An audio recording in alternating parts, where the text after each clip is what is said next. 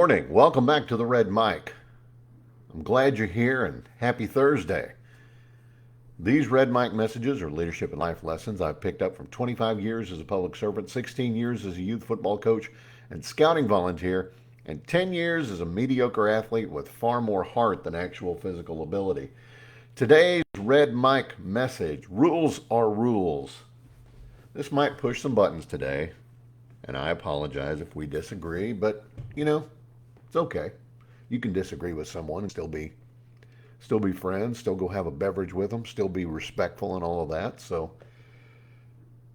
yesterday I talked a little bit, just briefly, about the forgiveness of the Chicago Eight, the Black Sox, including Shoeless Joe Jackson, Buck Weaver, and of course the name that most of the headlines, Pete Rose. And I made it pretty clear. I wasn't for it. The only one I fully agreed with was Buck Weaver, and I got a little respectful pushback over on YouTube. A gentleman who follows me, and I love the fact that he comments. He comments all the time. We get along, even when we disagree. We get along. And his point was that Buck Weaver was just as bad, or maybe worse, because he didn't speak up, because he didn't turn on his teammates. He knew about the fix and he didn't say anything. And to him, I think the point he was trying to make is that silence was the unforgivable sin. And I understand that, but I think we need to remember the context.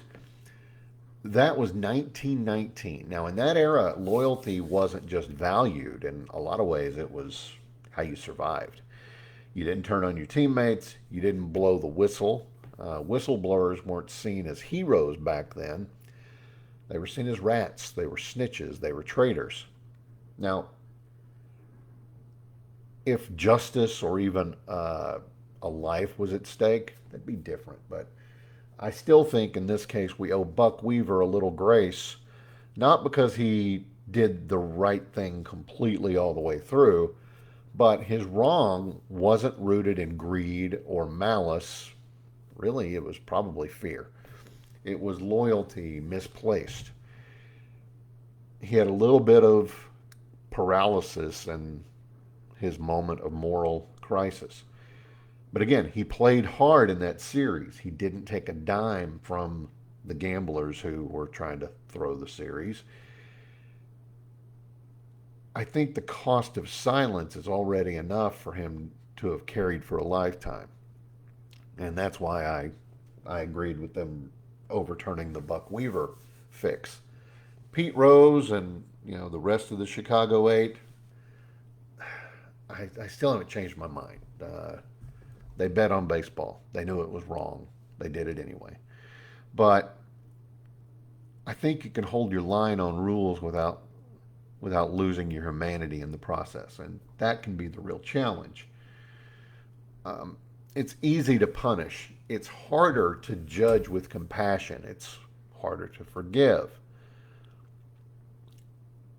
We're in a time where rules are being reinterpreted in real time. Sorry about that. Often it depends on who's in charge or who's being judged.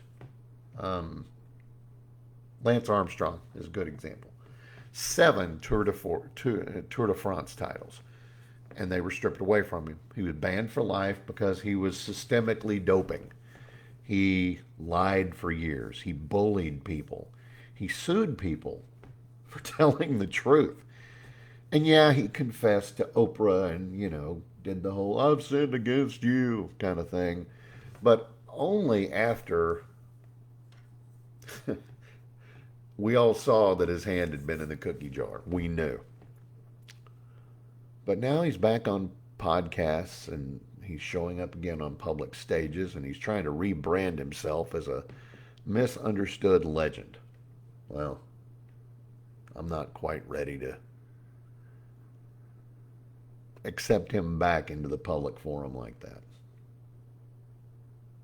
Not yet. A-Rod. He's another one. He was busted for performance enhancing drugs, PEDs. He was suspended for a season, but came back. And now today, he's on Sunday Night Baseball. He's still walking the catwalks and the the paparazzi lines and all of that. My gosh, he's on Shark Tank every once in a while, and people are just like, "Oh, it's okay, never happened." Oh, big deal. Yeah, he broke the rules. He already paid for it. It was a year. Again, I'm not ready. A fraud. A fraud. That's who he is to me.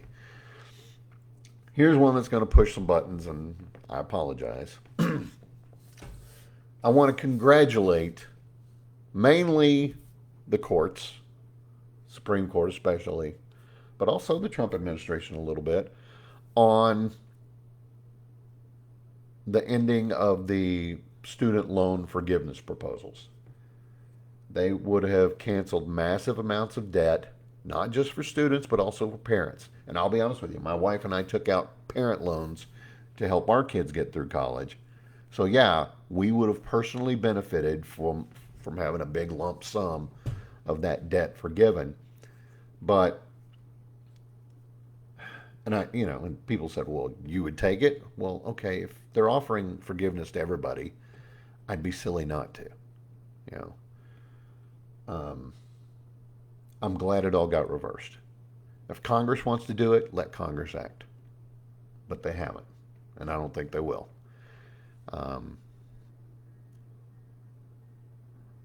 we took on the debt. We knew what we were doing when we signed the loans. That's on us. And for all the arguments about, well, what about these people who have degrees and can't get jobs? Well, it's hard out there, to quote Rodney Dangerfield. Got to look out for number one. Make sure you don't step in number two. Um, Maybe they should have been more mindful of what they majored in. Maybe they should have been more mindful about future job opportunities. Um, there's a lot of people out there making decent money, even great money, and they never darken the door of a university. So, anyway, the rules were clear when we signed those documents. We knew the terms. We accepted the responsibility. You can't just undo the game because the score didn't go your way. I coached football for a long time, played for a long time, and I've seen touchdowns get called back because of a block in the back 30, 40 yards away from where the real action, where the score was happening. I've seen sacks wiped out because there was an offsides penalty by somebody else. Rules are rules. You can hate the flag, but you can't ignore it. You can't just pick it up and wave it away. And that's the thing about rules. They're not constraints, they are commitments. You break them, there ought to be consequences. Not excuses, not rewrites.